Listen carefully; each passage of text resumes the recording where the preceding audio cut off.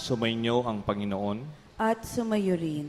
Ang pagbasa ayon sa mabuting balita ayon kay San Mateo. Papuri sa iyo, Panginoon.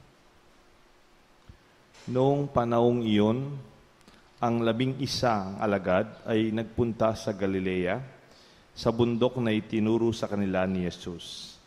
Nang makita nila si Jesus, sila'y sinamba nila, bagamat may ilang nag-aalinlangan. Lumapit si Jesus at sinabi sa kanila, ibibigay sa akin ang lahat ng kapangyarihan sa langit at sa lupa. Kaya humayo kayo at gawin ninyong alagad ko ang lahat ng bansa. Binyagan niyo sila sa ngalan ng Ama at ng Anak at ng Espiritu Santo at turuan sumunod sa lahat ng pinag-utos ko sa inyo. Tandaan ninyo, ako'y laging kasama ninyo hanggang sa katapusan ng sanlibutan. Ang mabuting balita ng ating kaligtasan. Pinupuri ka namin, Panginoong Hesukristo.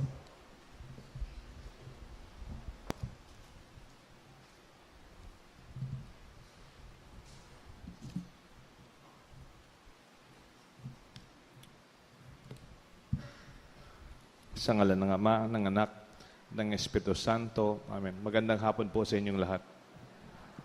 Ang binasa kong ebanghelyo, kung binasa kong tama yung kanina, ang wakas, ang pinakawakas ng ebanghelyo ayon kay San Mateo.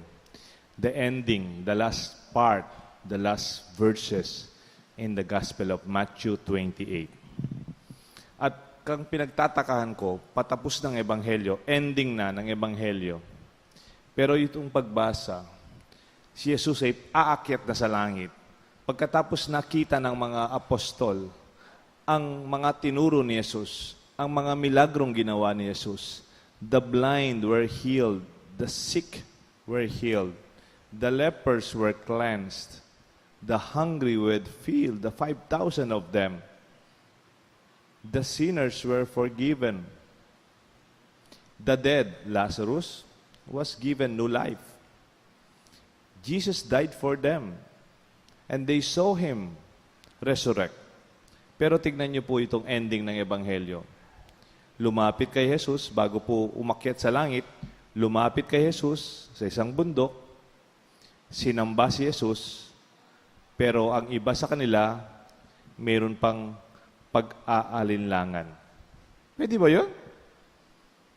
Sumasamba ka, tapos mayroon kang pag-aalinlangan. Sa English, sabi, they worship, but they doubted. Pwede ba yun? Pwede ba yun na nagdarasal ka, pero mayroon kang agam-agam sa kalooban? Kaya kapampangan, simbande, pero atin lang kapikakunwan. Is that possible? To believe and yet you have reservations? To worship and yet you have questions or second thoughts? This is a human experience of the disciples. In a qualified way, I would like to call it a human experience of duplicity. The disciples before the Lord ascending worshiped the Lord, but they had many questions in their hearts. Naranasan niyo ba yung ganitong karanasan? Yung nagsisimba ka pero meron kang tanong sa kalooban mo, ba't ginagawa ko yato? Pwede rin may pinasukan kang kurso. Kunyari, yung mga college, may klase na niyan. No? Malapit na yung klase. Patapos na yung bakasyon. Bilang na ang maliligayang araw ninyo. And kuminsan, kunyari, mayroon kang piniling kurso. Kasama mong nagdesisyon ang mga magulang mo, sinusuportahan ka. Pero gusto mo yung kurso, pumasa ka sa entrance, naka-enroll ka na, pero deep in your heart, you have some kind of questions, kaya ko yato. Bagong eskwela, bagong environment, hindi ko kilala. Will I succeed or not? Ganun din po sa relasyon. Actually, kanina po, meron kaming seminar dito. Nag-talk kami sa vocation. May mag-asawa, merong single blessedness or single lay leaders. Meron din pong mga madre, 5 yung damating na madre. At ako lang yung pare. So, lahat ng bokasyon. Nag-share itong mag-asawa. 8 years daw silang mag-boyfriend-girlfriend. No? Ngayon, kinasal na sila. 4 years na silang mag-asawa. Pero kung minsan, sabi nung isa sa kanila, kung minsan nagtatanong pa rin ako, tama kaya yung desisyon ko? Siya yung pinakasalan ko. Pero sometimes it happens. There are questions. It's the duplicity, not the kind of duplicity with a negative intention. No, it happens. We have questions in our hearts.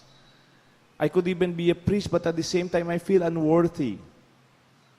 We do something and yet at the back of my mind, we have reservations.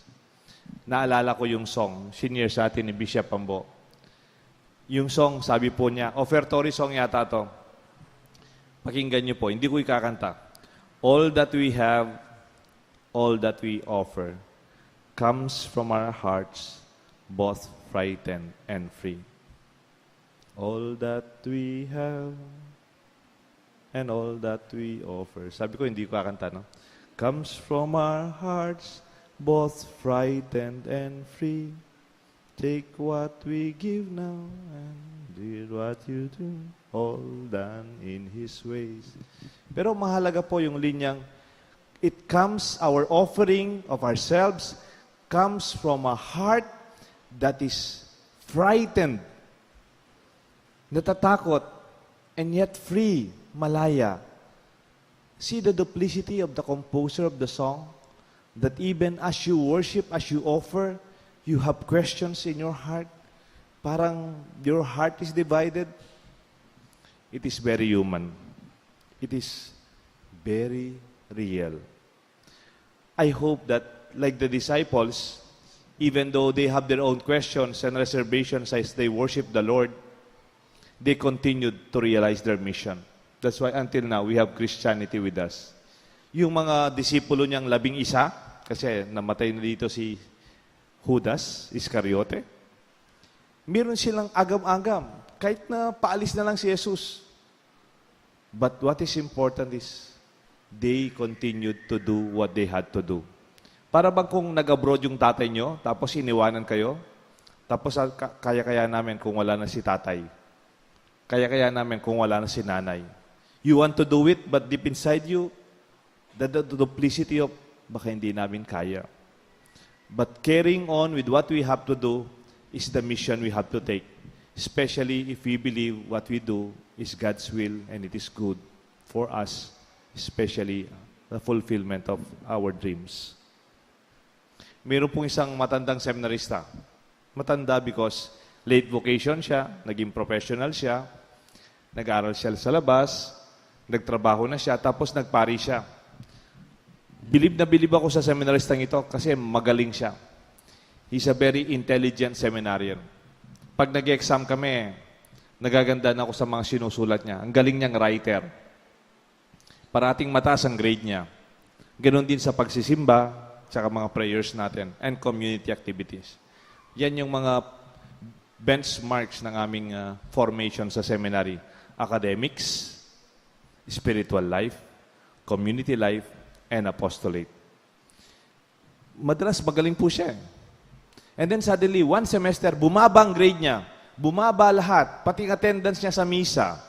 Pati yung attendance niya sa mga prayer naming morning prayer, evening prayer, noontime prayer, night prayers. Nalilate siya. Minsan, di man nag-a-attend. Napapansin ko, minsan, he does not participate in community schedule. And then, I call this attention. Kasi hindi lang ako nakakapansin. Pati yung mga kasama kong pare na teacher, tsaka nagmimisa. Ganon din yung community. I called him.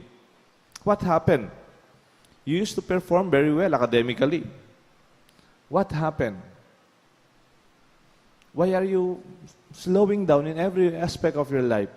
Tapos sabi niya, Father, I'm beginning to question why I am here.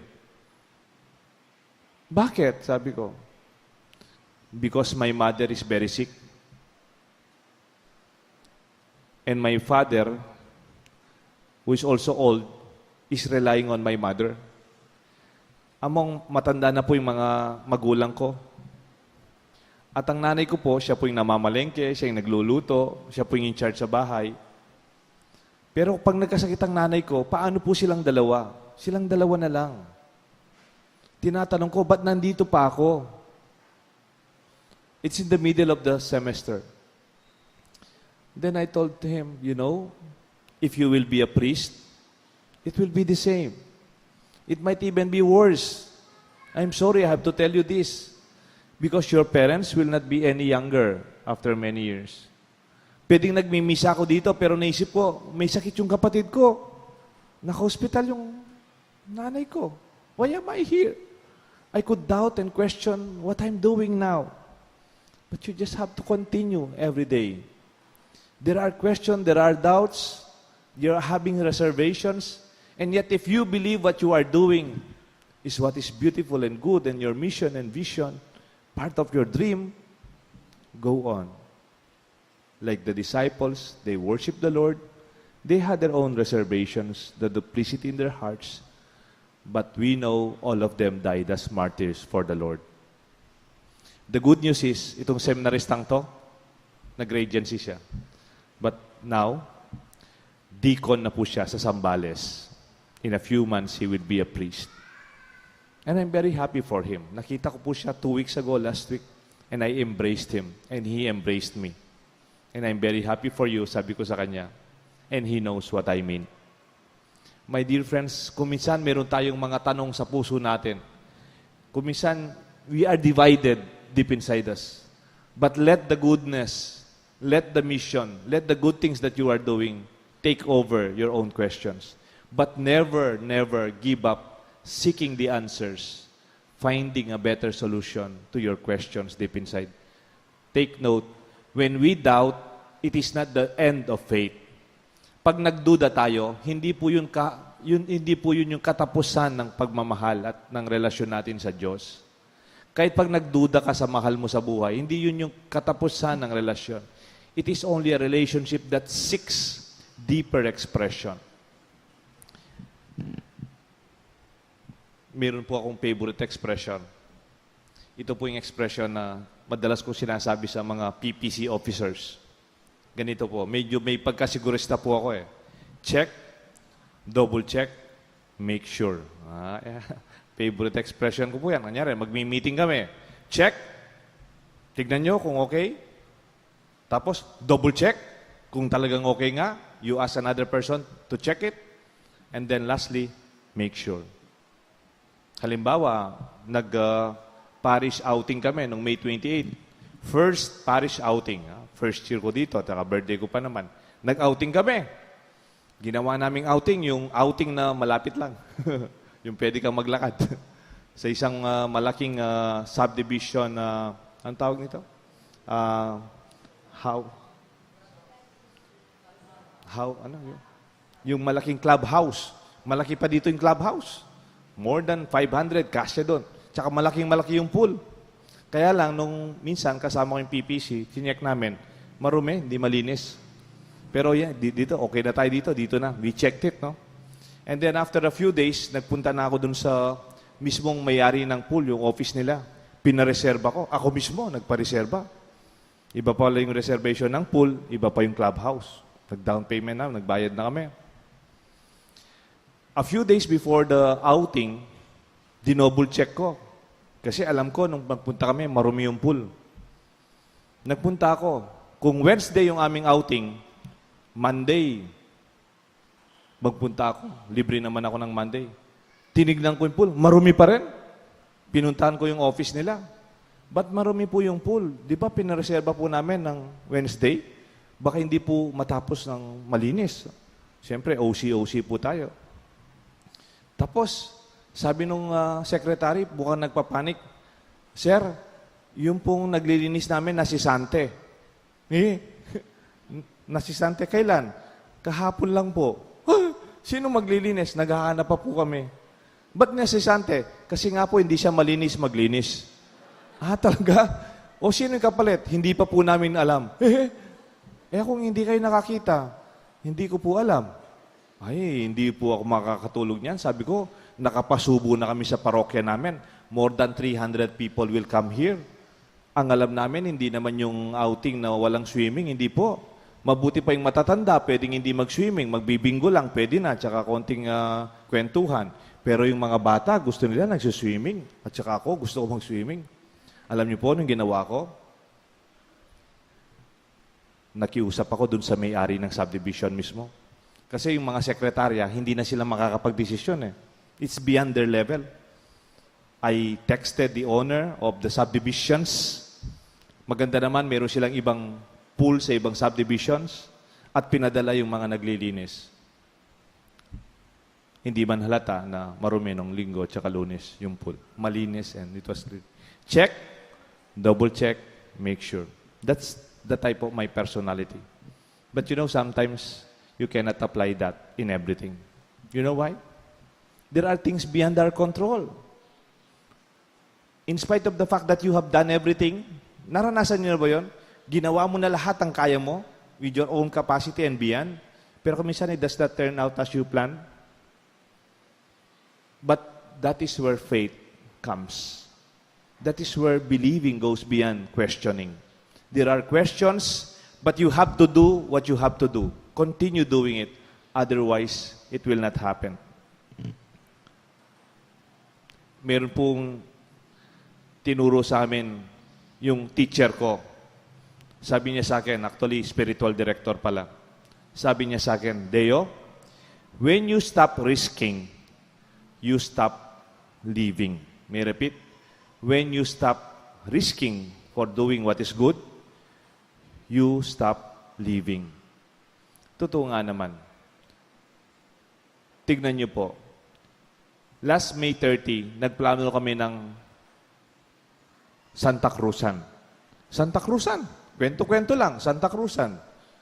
Sabi nila, Father, a long time ago, nagka-Santa Cruzan dito. Ang saya-saya. Sige, ba't di tayo mag-Santa Cruzan? Sabi ko. Ano po yan? Holy Week. Sige, mag-Santa Cruzan tayo. Nagpa-represent po kami, every cluster ng 4, isang lola, isang mother, isang dalaga, at isang baby na angel. Oh, we are expecting 18, naging 28. For 3 weeks, ginagawa po yung mga arko. Ginagawa yung mga bulaklak.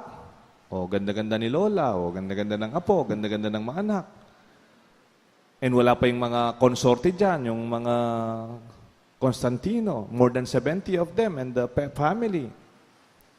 And we prepared everything. May generator, may second generator, backup generator. Meron kaming backup na arko. Merong, yan, pogi-pogi ko, yan. Ano lang po yan? Dinner na. Naka-long sleeves lang po ako dahil, siyempre, feeling Paris Priest lang. Pero hindi po ako kasama dun sa mga konsorte. Pero sinasabi ko lang po, you know what is deep inside my heart and my mind? In spite of our best preparation, check, double check, make sure, lahat. Pinapa-house to house ko yung mga sagala, kung tama yung pangalan, yung costume, yung may title kasi, iba-iba. Alam niyo po kung ano yung nasa isip ko, hindi ko sinasabi kasama kong officer. Alam niyo po yung fear in my heart, the question, trabaho, trabaho, trabaho, pero there is duplicity. Deep in my heart, may question, attorney. Kung umulan, ano ba naman ang check, double check, make sure? Kung umulan, I do not know the answer. I could not even make sure that we will not train. It's beyond us. But I have to continue. We have to do it. Otherwise, wala. Magkukulong na lang tayo sa kwarto natin. Ang traumatic pa sa akin, gabi-gabi umuulan nun. Except May 30. Amen. And nung Lunes pa, nag-volunteer ako magmisa sa Santa Clara. Nagtaka yung mga madre doon, bunguti kong magmisa. Hala, inapoinda ako mo. But sa totoo, nagdasal po ako sa Santa Clara. Hindi po ako nagbigay ng itlog, pero binigyan ako ng ebong maluto. Ako yung binigyan. But the truth is, there are things far beyond us. But we have to go on with what we have to do. When we stop taking the good risk, we stop living. Hindi lahat ng risk naman okay, di ba? Mayroong risk na I will try my car kung makaka-drive ako ng 220 kilometers per hour. That is not a good risk. It's not worth it. But there are risks that are good, like going to school, trying a new job, going to the doctor for a checkup, or pursuing your vocation in teaching, in healing, in helping, and leading the church in our community. We just have to continue. And that is the good news of our gospel. That Jesus, as He ascended into heaven, sa pagbabalik ni Jesus sa langit, may agam-agam ang kanyang iniwan, but Jesus never doubted His disciples. Sometimes we have our own doubt sa ating sarili. Kuminsan tayo mismo may tanong sa kapwa natin. Kuminsan may tanong tayo sa sarili, kaya ko kaya? But I would like to tell you that in doing good, God and Jesus never had that question and even doubt in believing in you. Faith is a relationship. It's not only me believing in God, but I would like to proclaim that even God believing in the goodness in you and me. Maniwala po kayo at marami pang magagawa natin sa buhay. Kung nangibabaw yung agam-agam ng mga apostoles sa kalooban nila, hindi man po tayo magkakasama ngayon in our Christian faith. And I would like just to end with something, maybe to end our reflection. Siguro si Jesus, nung papunta na siya sa langit, ano kaya sinabi niya? Bye-bye, see you, mua-mua, ganun ba? Ano sinabi niya kaya? Ang mga Amerikano, goodbye, see you later, or Kapampangan, muna na ako. Siguro Tagalog, paalam. German daw, till we meet again. Yung kayang si Jesus, ano kaya sinabi niya? Gusto kong gamitin yung Spanish expression of goodbye. Ano po? Adios. Alam niyo po yung meaning ng adios? To God. Adios. As if you're saying to God. Kung minsan nagpapaalam ka, hindi mo alam kung saan siya pupunta.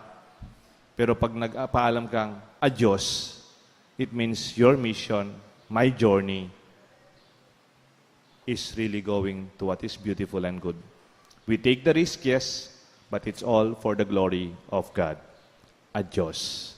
May God bless us all. Sa ngalan ng Ama, ng Anak, ng Espiritu Santo. Amen.